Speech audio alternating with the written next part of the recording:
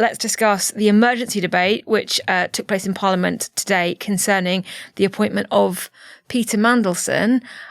This was not something that we were expected, given that it's basically about to be recess. This is just before Parliament goes off on conference season recess. What do we see? Well, we saw. Who could have predicted that appointing Peter Mandelson as the US ambassador last year would have any negative consequences for anybody involved in the Labour Party? Who could possibly have imagined that Peter Mandelson's long, winding career of sucking up to some of the richest and shadiest characters in the world would come back to bite them and explode? The weekend has seen, over the weekend, there was an enormous amount of briefing from all kinds of different sources about what exactly Mandelson hadn't done, what Starmer knew about Mandelson, didn't know. These were coming from people inside the Foreign Office. These were coming from former diplomats. These were coming from Labour MPs, some of whom have been publicly saying that the lack of judgment that Keir Starmer and Morgan McSweeney showed in appointing Mandelson to this position in the first place really opens up the question of does this leadership in Number 10 have any political judgment whatsoever?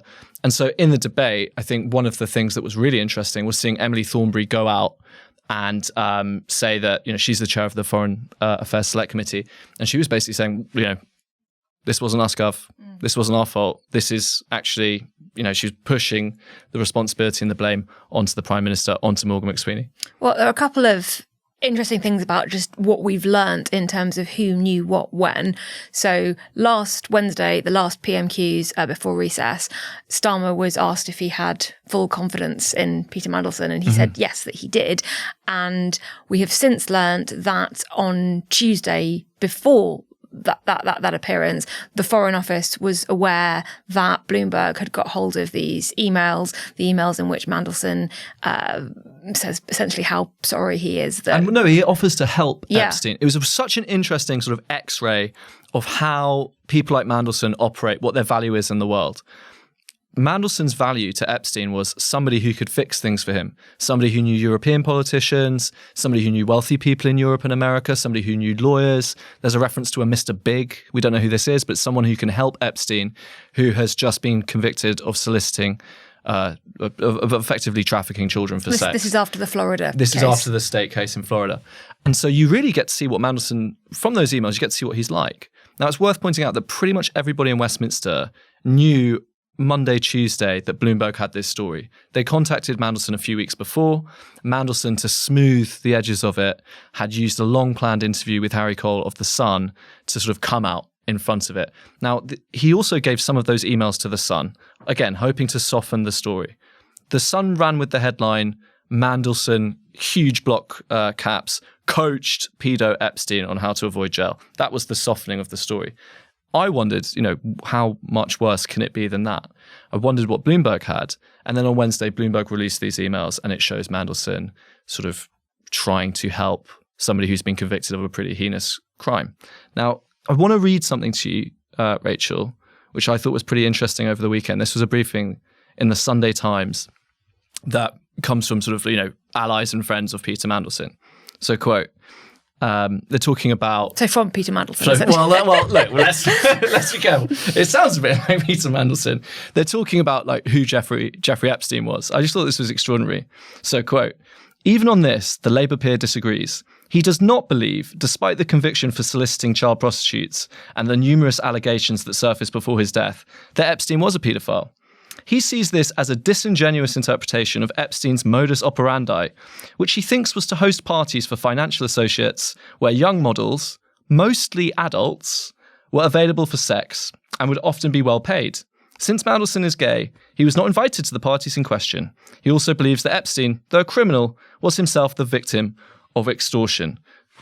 So he's still defending him now, is what you're saying? The defense that Epstein's friends have always given of him was that he basically wasn't a nonce. He just liked young women, and some of these women lied about how old they were. If you dig up, there's a piece the journalist Michael Wolff wrote about going to a sort of dinner party at Epstein's house, And, the Israeli Prime Minister or former Israeli Prime Minister is there. And I think Woody Allen's knocking around somewhere.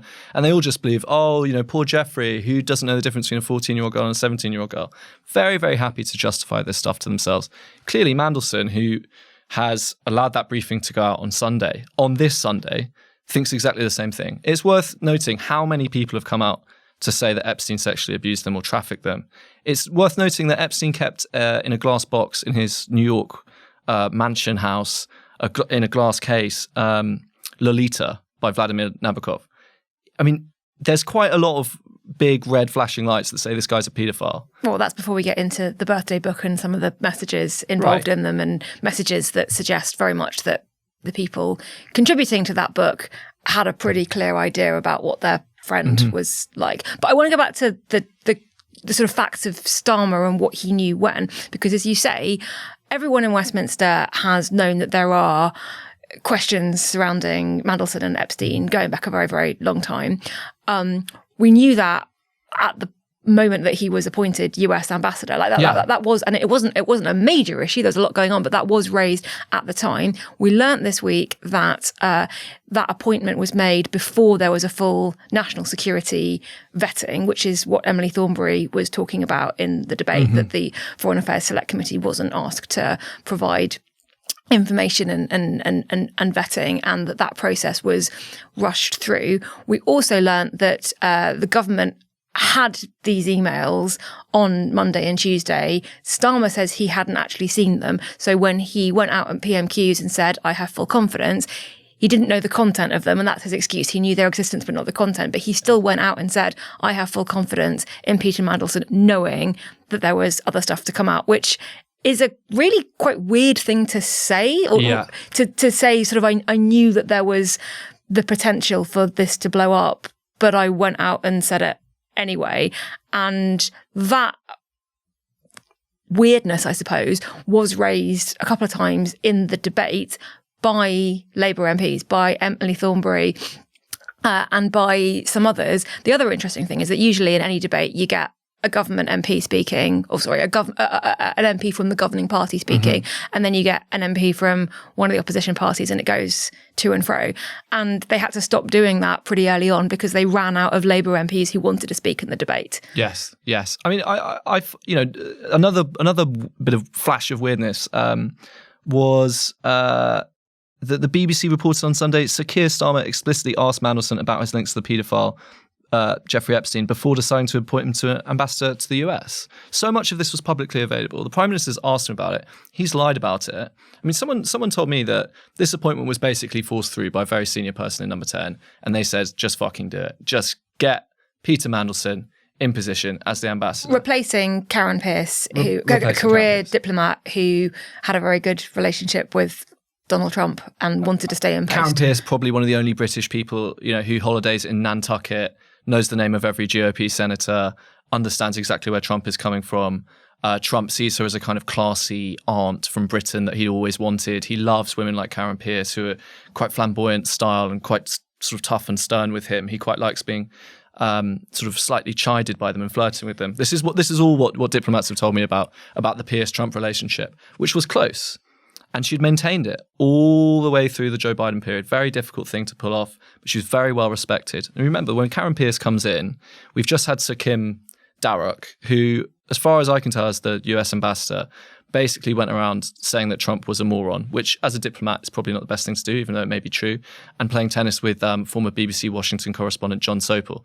Now, we kind of actually need our ambassador in this moment with the United States to do diplomacy with them, rather than slag them off. And obviously Darroch's career ended in absolute sort of obloquy and disgrace. We're talking about 2019 here? Yeah. And so Pierce had sedulously rebuilt this relationship, much to the envy of, other diplomats, the Irish diplomats, the French diplomats.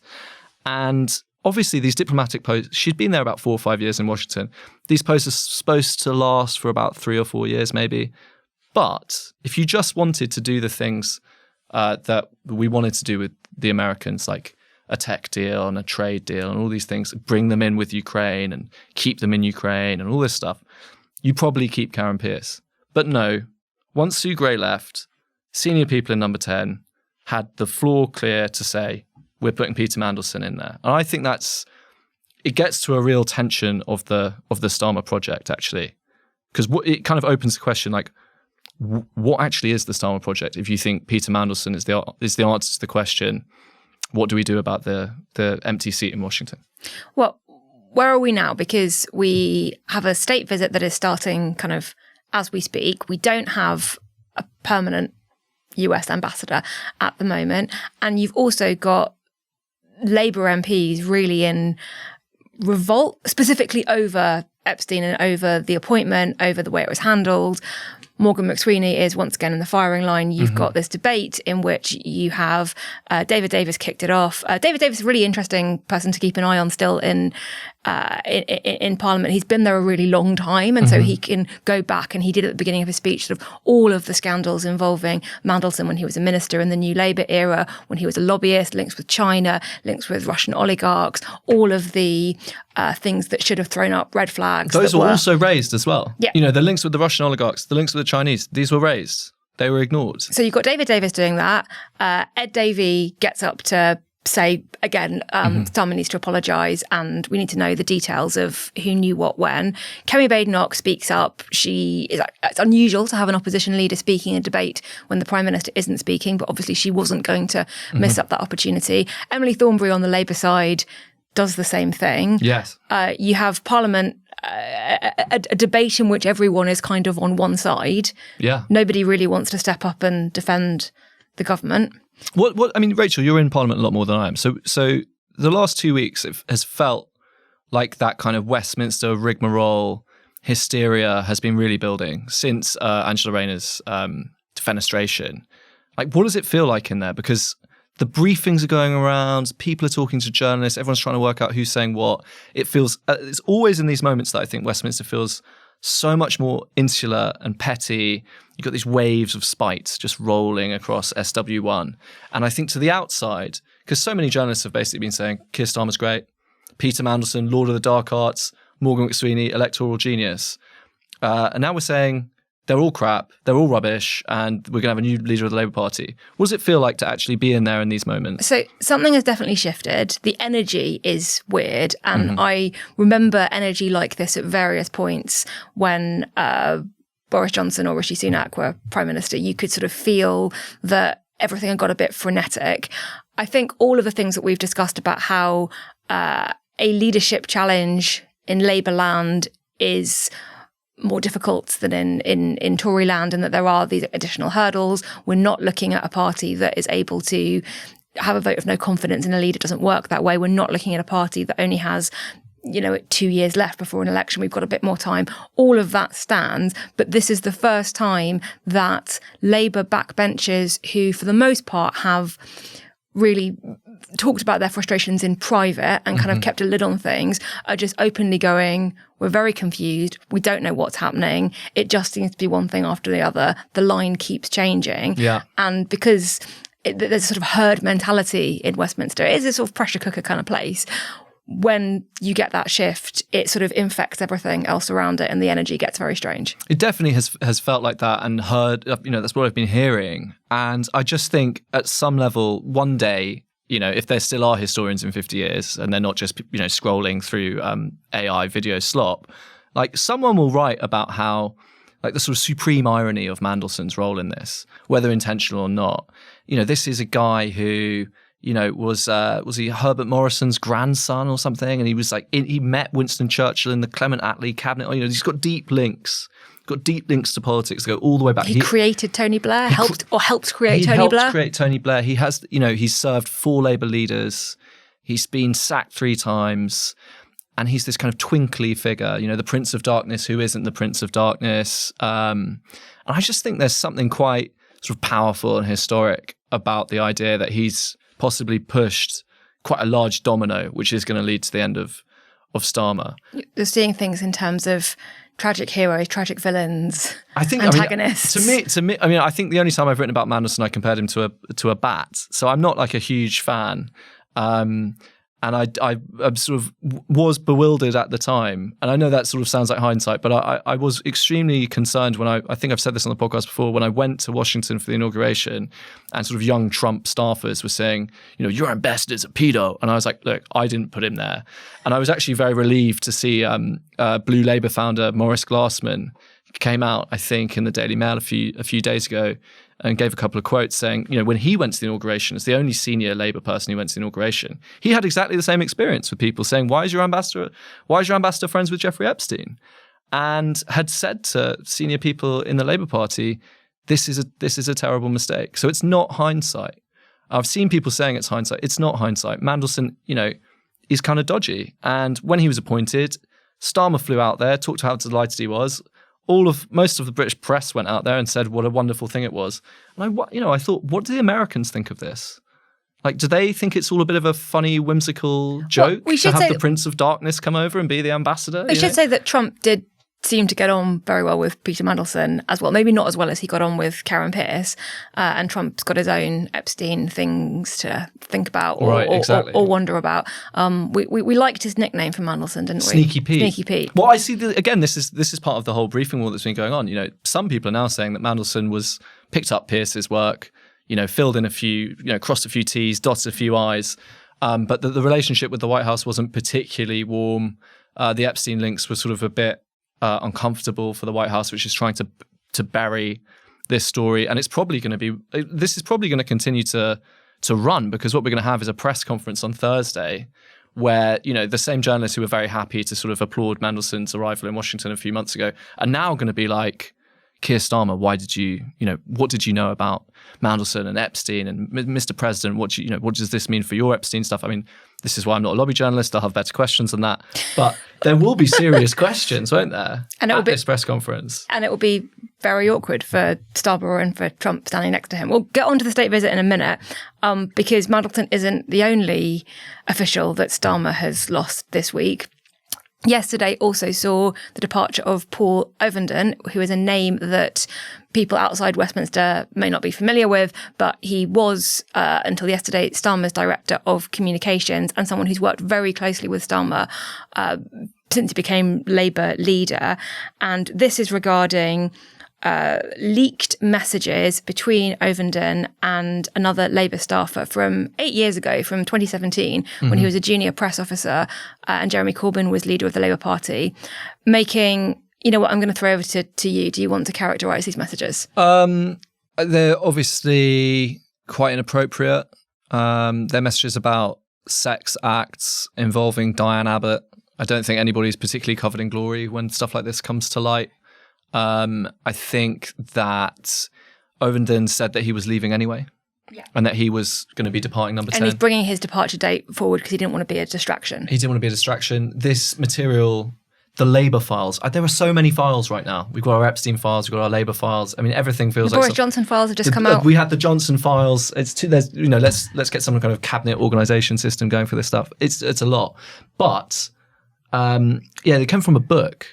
These messages. They're collected in a book, which is a sort of forthcoming book, which I can't remember the name of. It's called The Fraud. The Fraud. And it's all about sort of Labour together, McSweeney, Starmer, and how they apparently sort of killed off Jeremy Corbyn. Well, which firstly suggests that there is more to come. It seems that way, yeah. Around Starmer officials. I'm still working out how would you say that the messages are like really inappropriate, really unprofessional, really quite misogynistic and they're unpleasant. Yeah. I am still working out what we do with the fact that everyone has a digital trail now. I mean, WhatsApp's been going since, I think, 2009. Facebook's been going since 2004. If they were messages that had been sent now, it'd be very clear cut. What do we do about historic messages that enter the political discourse nearly a decade after they were sent? How does that work for politics? It's interesting because I think if you're sort of progressive on the left, you generally tend to play by the rules and say, actually, that's wrong, that person's going to have to go. If you're Nigel Farage and Reform, most of the time you kind of just laugh it off and you make them look like silly, stuck up following these silly rules that in the real world where people go down to the pub and they just talk normally and things happen and, locker room and blah, blah, blah. It's a bit of a problem because it doesn't seem like it applies evenly to everybody. It's very inconsistently applied. And it seems like sometimes, possibly in this case, that they're kind of weaponized. They've definitely been weaponized and used to take somebody out. And it was interesting to see the Guardian's reporting on this, which said that there was a lot of revulsion inside Number 10 from senior aides who didn't feel as if Ovenden's resignation should have been accepted. They thought this was in the past. It was a silly thing to do. His explanation was of what happened was enough. It should be said that it's not him saying this about Abbott, it's him recounting a conversation in which it happened. And he was very well liked and respected in there, and seen as somebody who was part of like the reality-based community, is how somebody put it. And now he's gone. And again, with the caveat of Westminster insularity and these feeling like very small brush strokes of a much larger picture, it is another damaging moment for Starmer when they just seem to keep coming. Well, it leaves Starmer without a director of communications heading into Labour. Well, he's got Tim Allen. Yes. He's got Tim Allen, who must be having such a fun start to his job being the director of communications. Tim Allen, who was working in government communications when Peter Mandelson was forced to resign the first time, or possibly the second time, I'm not sure. So he's been on this radio before. He needs to tell us which one was the worst one. I think this one is the worst one. I think this has to be the worst Mandelson resignation. But it is things come in threes, or we like things to come in three. First, Angela Rayner, then Peter Mandelson, now Paul Ovenden, who people may not have heard of, but it's still sort of a big loss to a prime minister who just seems to keep losing people and is looking increasingly isolated, even with Tim Allen. Yes, and I really just want to know what Mandelson's going to do next, because he said that due to some kind of veterinary issue with one of his dogs, he can't actually leave the ambassador's residence now. I don't think he's had the whip removed in the Lords. He hasn't had the whip removed in the Lords, and interestingly, in the debate, Afsana Begum, who was a Labour MP who had the whip removed last summer for voting against the government on the 2-child benefit cap and didn't have it restored in February, pointed out that she had the whip suspended for that, and Mandelson in the House of Lords has not had it suspended yet. I think he should start TikToking from the embassy now. I think there's a lot of public interest in him. I think he could capitalise on that. Are you seeing this like a Julian Assange kind of thing, where he's like camping out in an embassy? Camp out in the embassy, release more emails. I'd quite like to see Mandelson just lose control and just go full send on all of the like dirty information that he has about everything. I think it would be a spectacular end. He can do more.